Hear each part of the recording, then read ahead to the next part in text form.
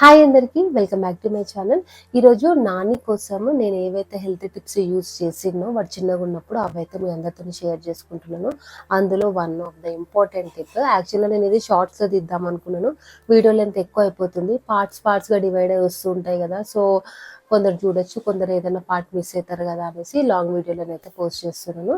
అయితే నాని వాడి date of birth year వచ్చేసి 2014లో వాడు పుట్టిండు. అయితే అప్పటికి ఈ ఇంటర్నెట్ కావచ్చు, లేకపోతే గూగుల్ నుండి ఏమైనా చూసి చేయడము, యూట్యూబ్లో ఏమైనా తెలియకపోతే చెక్ చేయాలి అన్న విషయము అంతగా ఎక్కువ రీచ్ అవ్వలేదు అప్పటికి జనాలకి.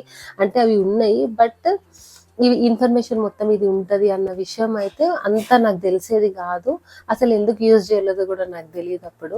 అండ్ చిన్నగా దగ్గు వచ్చినా, జలుబు వచ్చినా ఇమీడియట్గా హాస్పిటల్కి వెళ్ళిపోయే వాళ్ళం.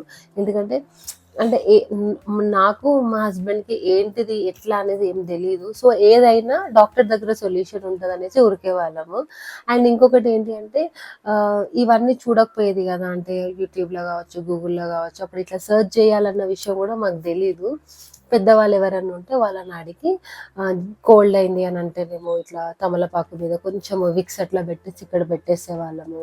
అండ్ సాక్సెస్ కాళ్ళకు కూడా ఇట్లా విక్స్ పెట్టేసి నైట్ మొత్తం చూసుకుంటూ ఉండేదాన్ని.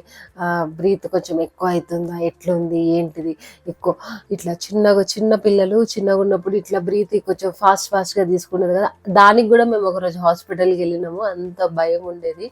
అంటే ఫస్ట్ బేబీ కదా, సెకండ్ బేబీకి అంత టెన్షన్ ఉండకపోవచ్చు చాలా మందికి. ఎందుకు అని అంటే మనకు ఫస్ట్ బేబీ నుండి ఎక్స్పీరియన్స్ వస్తుంది కాబట్టి సెకండ్ బేబీకి అంత ప్రాబ్లం ఉండదు. అయితే నాని విషయంలో ఏమైందంటే వాడికి ఫ్రీక్వెంట్గా జలుబు అయ్యేది, జలుబు దగ్గు. అయితే 3 years వరకు పిల్లలకి జలుబు దగ్గు ఫీవర్ ఇన్ఫెక్షన్ ఏదో ఒకటి అవుతూ ఉంటుందంట. ఈ విషయం నాకు తర్వాత తెలిసింది. చిన్న విషయాలకి ఉరికేదాన్ని, ఫస్ట్ హాస్పిటల్కి వెళ్ళిపోయేదాన్ని. అయితే మా ఇంటి పక్కన ఎవరైతే ఉండేవాళ్ళో వాళ్ళు నానికి బాగా జలుబు దగ్గు ఇది ఉంది కదా, యూకలిప్టస్ ఆయిల్ వాళ్ళు ఊటీకి వెళ్ళినప్పుడు ఒక బాటిల్ తీసుకొచ్చి ఇచ్చిండు. ప్యూర్ యూకలిప్టస్ ఆయిల్, ఎంత బాగుండేదో స్మెల్. అది నేను ఆల్మోస్ట్ 3 to 4 years యూజ్ చేస్తున్నాను తెలుసా. ఒక్కొక్క డ్రాప్ ఇట్లా పిల్లో దగ్గర, వాడి చుట్టూ, వాడు ఎక్కడైతే పడుకుంటాడో దాని మీద, వాడి కొంచెం మాడు మీద, వాడికి వేసుకునే టీషర్ట్ మీద అక్కడ ఒక్కొక్క డ్రాప్ వేసేసి పెడితే ఆ స్మెల్ లోపలికి వెళ్ళడం వల్ల కొంచెం సూదింగ్ లాగా ఉంటుంది అనేసి చెప్పింది. సో నేను కూడా అదే ఫాలో అయినాను. అయితే అప్పుడప్పుడు నాకు కూడా కోల్డ్ ఉంటుంది. సో నాకు కోల్డ్ అయినప్పుడు కూడా యూకలిప్టస్ ఆయిల్ అందులో గిన్నెలో వేసేసి స్టీమ్ పట్టుకునేదాన్ని.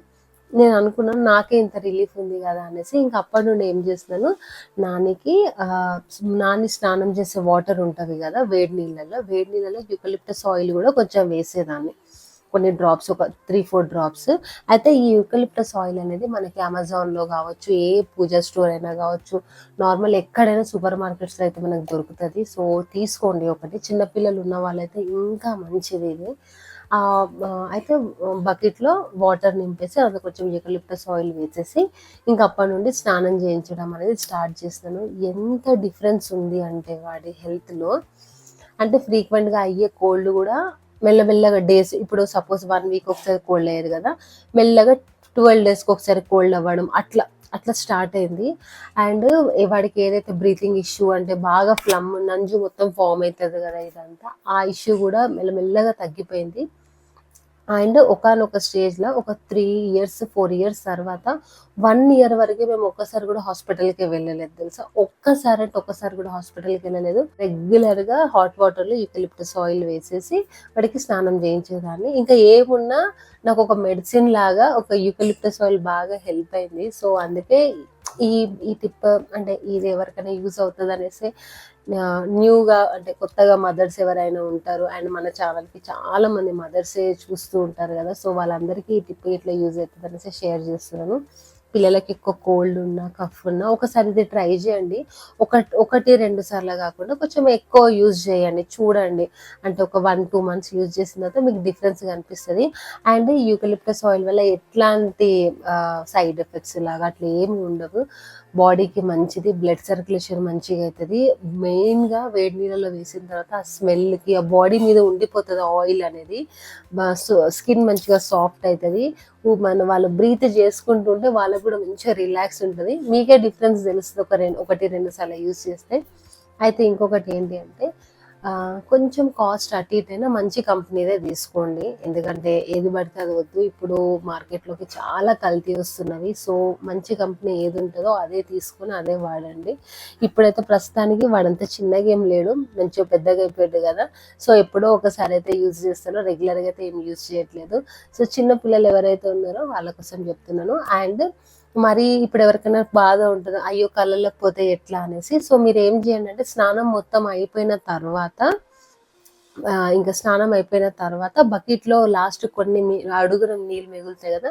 అందులో కొంచెం యూకలిప్టస్ ఆయిల్ ఇది 2, 3 చుక్కలు వేసేసి, ఆ నీళ్ళని మీద ఒక 4, 5 చెంబులన్నా పొయ్యండి. అంటే ఎవరికైతే టెన్షన్ ఉంటది, కళ్ళలోకి పోతే ఏమైతది అదంతా ఉంటది గదా! సో, వాళ్ళ కోసం జెప్తున్నాను. తలస్నానం చేసినప్పుడు కళ్ళలోకెళ్తది గదా! అప్పుడు మరి ఎట్లా ఏమైనా ప్రాబ్లమ్ అయితది, ఇరిటేషన్ అయితదా అనుకునే వాళ్ళకి ఇట్లయితే ఇట్లన్నా మీరు ఫాలో అవ్వచ్చు. అంతే మరి. ఒక అంతే మరి.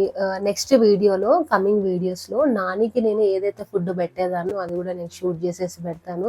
వాడికి నేను ప్రత్యేకంగా ఫుడ్ అంటూ అంటే బ్రేక్‌ఫాస్ట్‌కి ఇట్లా, లంచ్‌కి ఇట్లా, ఈవినింగ్ స్నాక్స్‌కి ఇట్లా, మళ్ళీ నైట్ డిన్నర్‌కి అట్లా అనేసి ఏం సెపరేట్ ఫుడ్‌లాగా ఏ రోజు గూడా నేను చేసి పెట్టలేదు. వాడి కోసం అనుకుంటూ కొంచెం ఫుడ్ చేసేదాన్ని.